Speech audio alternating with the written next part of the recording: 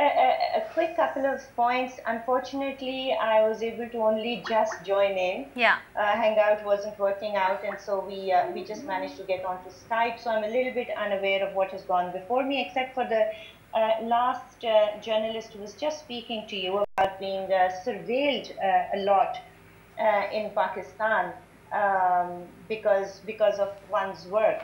The interesting thing is that I have worked as a journalist, plus I am right now working with a human rights organization Right. that gives security trainings to, amongst others, journalists and human rights defenders. And all the things that the gentleman was talking about are very, very serious concerns for us and for, of course, the human rights defenders.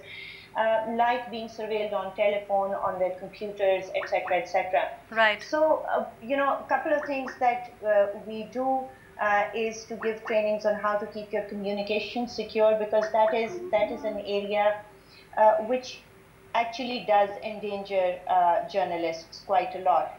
So their communications are intercepted, and we train them on how best not to have their communications intercepted and to keep their privacy intact.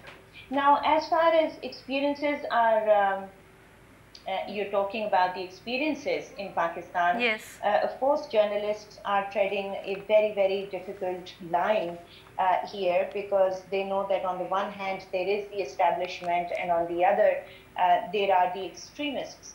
And as you know, the UN report mentions a number of journalists who have been attacked, threatened, or killed in the line of duty. But yes. Some really well-known names are, for example, that of Salim Shehzad. Yes. Exactly, exactly. And I think most, or let's say, the most dangerous thing to report about, perhaps in order of, if you're going to rate it, is militancy.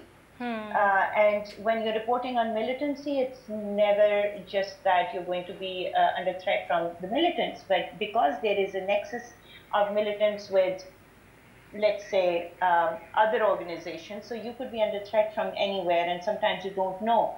And if you look at the case of our anchor, really well-known anchor, Hamid Mir, in his case also, he was under threat from many, many different directions. Yes. And it's, at times, there are commissions who sit on these things. We never get anything conclusive out of it. So, of course, that concern is there. But I think what's very important now is, apart from physical safety, we need, I think, our journalists to be very well aware of their online and digital security, because it does impact their physical security a lot. Right, Gul, thank you so much. That's one way of looking at it. Yeah.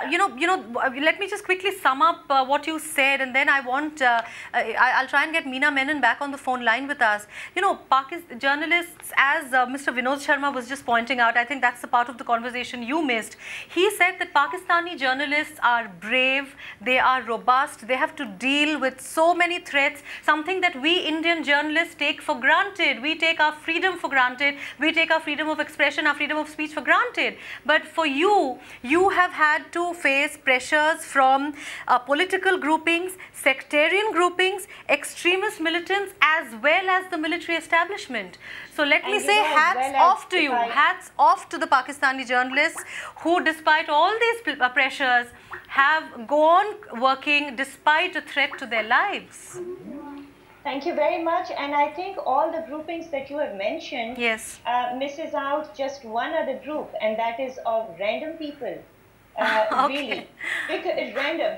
Because if you think about, when you talk about social issues, when you talk about religious issues, when you get labeled with having of being blasphemous or having committed blasphemy, and that opens you up to all manner of vigilante attacks. Right. It can, I think apart from believing in all of that, which is everything is correct, I think people need to be very careful. The journalists, and as Meher said, everybody's being attacked, but the fact is that here we're talking about journalists. They have to be very, very careful. They're on the front line with, right in front of all the other human rights defenders as well. But the key thing here, as as you know, you saw the latest fracas we had with Geo Television. Yes. It came in the crosshairs between the establishment and the civilian government, which was a question you had put initially to Veena. Yeah. And I think it is ultimately important. I think we will ultimately gain our freedoms more and more if we get a strong democracy going, a democracy that does represent us as well, you know, people under threat. That's the only way. Right. Right. Gul Bukhari, thank you so much. Thank you so much.